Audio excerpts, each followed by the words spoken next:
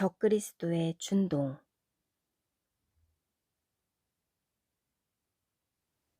노아의 홍수는 고대 인류가 멸망했던 사건이다.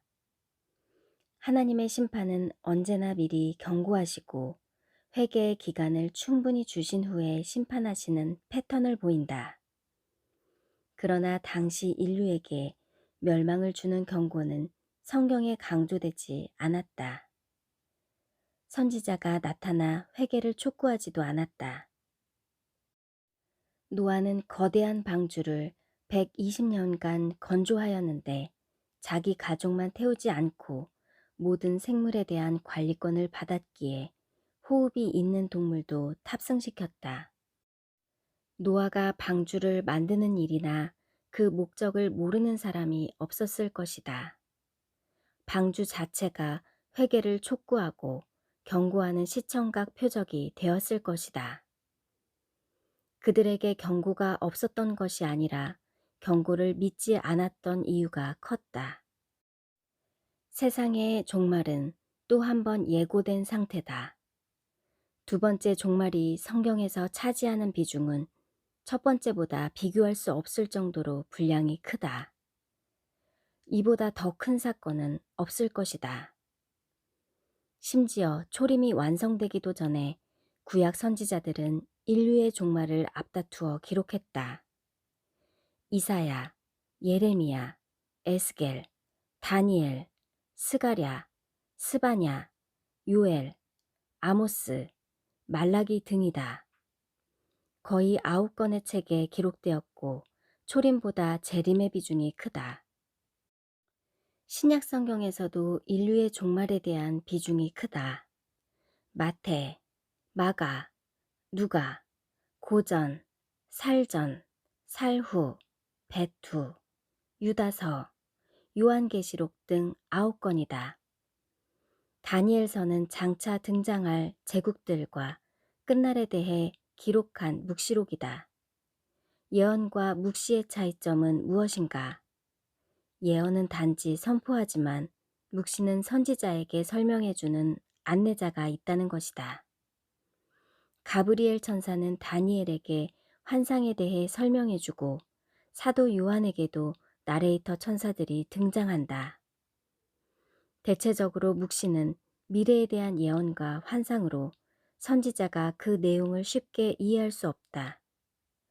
다니엘의 묵시가 선포된 지 약 2500년이 지났고 요한계시록과 주님의 당부도 거의 2000년이 지났다. 역사에 막이 내리고 인류가 종말을 맞이하는 그날에 대한 엄중한 경고는 성경 전체에 걸쳐 관통하는 주제이다. 다니엘 시대의 세계 인구는 약 1억 명 정도였을 텐데 주님께서 오셔서 징조와 예비할 것을 지시하시고 요한계시록을 통해 상세한 내막이 계시되었는데 당시 인구는 약 2억 명에 불과하였다. 지금은 그때보다 40배가 많은 약 80억 명에 달한다.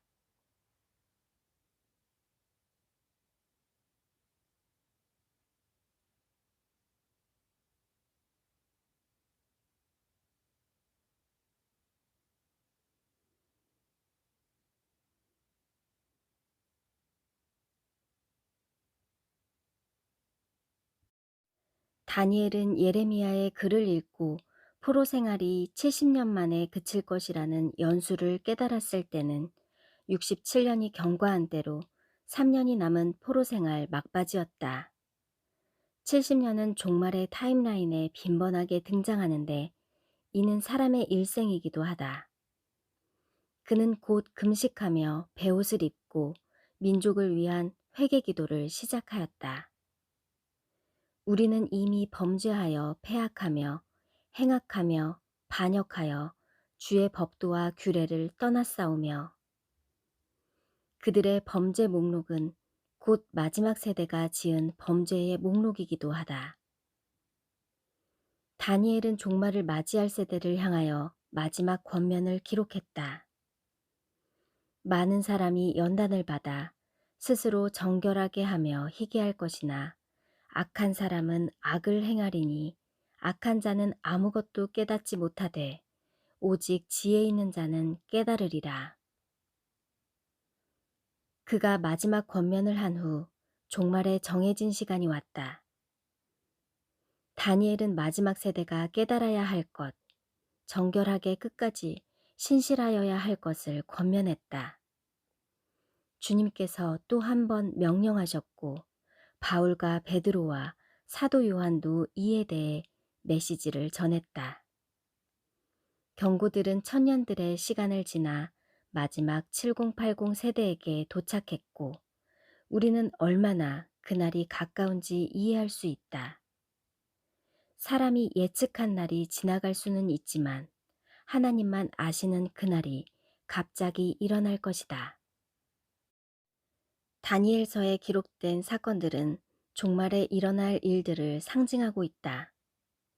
적그리스도에 모형한 에피파네스가 있고 짐승의 신상이 등장하고 성도들은 사자굴과 불 속에 던져진다.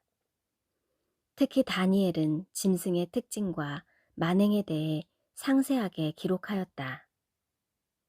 실제로 역사에서 에피파네스의 만행은 7년 환난의 짐승의 상징이 아니라 실제 사건이 될 것을 예고한다. 적그리스도가 어떤 일을 할 것인가? 에피파네스를 통해 단면적으로 보여준다.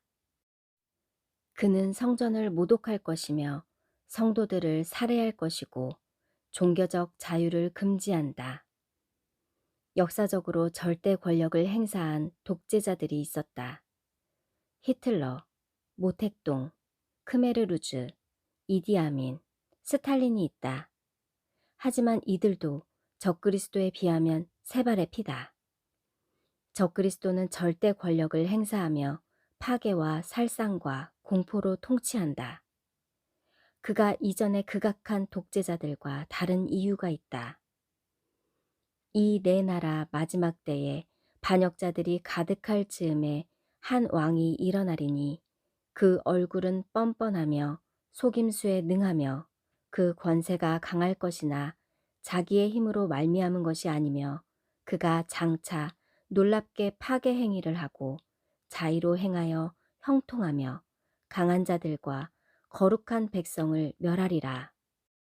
적그리스도는 인류를 멸망하게 만드는 장본인이다. 그가 가진 권세와 힘은 사람의 것이 아니다. 용이 자기의 능력과 보좌와 큰 권세를 그에게 주었더라. 적그리스도가 가진 힘과 능력과 세계 통치권은 사탄으로부터 나온 악마적인 것이다. 그는 3단계에 걸쳐 등장할 것으로 예상한다. 1단계, 적그리스도의 준동, 지하교회의 모형이 나타남, 시범적인 락다운 시작. 2단계, 적그리스도의 등장, 지하교회가 활성화됨, 부분적인 락다운 강화. 3단계, 적그리스도의 통치, 완전한 지하교회, 완전 락다운 시행, 홀로코스트 자행.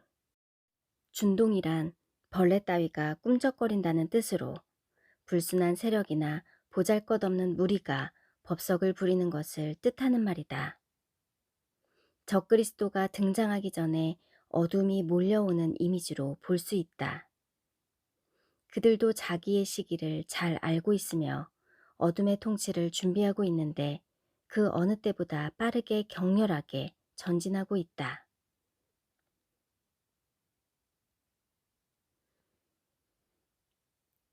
지금이 바로 성경에서 표시한 그때로 보인다. 정확한 날짜는 모르지만 징조들이 차고 넘친다. 반기독교적 사고가 세계에서 활성화되었고 속임수가 표출되고 있다. 반역자들이 가득한 즈음인데 유럽과 미국에서 하나님께 대한 신앙을 버린 반역자가 가득하다. 세상에 악이 가득하고 인류는 돈을 숭배하며 교회는 타락하였고 악의 세력이 드러나며 전염병이 도착했다. 중간기가 끝나고 마지막 한 일회가 시작될 것이라는 신호다. 최종적으로 성도들을 깨우고 준비시키는 경고이지만 그들이 경고를 무시하고 있다. 그들은 하루 전날까지 낌새를 알아차리지 못할 것이지만 경고가 있었다는 사실만은 기억하게 될 것이다. 신부들의 입지가 점점 축소되고 비웃음을 당하고 있다. 다니엘은 마지막 세대에게 깨닫고 정결할 것을 권면하였다. 교회는 1. 깨어날 때이고 2. 회개할 때이며 3. 정결하게 준비해야 할 때이고 4. 파루시아의 등불을 밝힐 때이다. 그럼에도 교회는 혼란과 안일함으로 가득하다. 교회는 깨어있지 못하고 깨닫지 못하고 있다. 그들은 무엇에 집중하고 있는가? 그들의 삶의 목적과 약속은 무엇을 찾고 있는가? 해산의 고통과 쏟아지는 징조들을 목격하고 있는데 지금보다 더 중요한 시기는 일찍이 없었다. 다니엘의 회개 기도는 우리의 현주소를 상징하고 있다. 우리는 범죄하였습니다. 우리는 패역하였습니다. 우리는 행악하였습니다. 우리는 반역하였습니다. 우리는 주의 법도와 규례를 떠났습니다. 우리는 회개해야 할 때입니다. 우리는 죄에서 돌이켜야 할 때입니다. 우리는 진리를 깨닫고 때를 분간해야 할 때입니다. 우리는 주님께 완전한 집중으로 그분의 유일한 음성을 듣고 따라가며 은총을 구해야 할 때입니다. 고달픈 여정이 끝나고 변형의 때가 되어서 첫 열매가 옮겨질 것입니다. 그저 주님을 바라보고 기도하며 신부의 특정한 위치에 머물러 있도록 힘쓰십시오.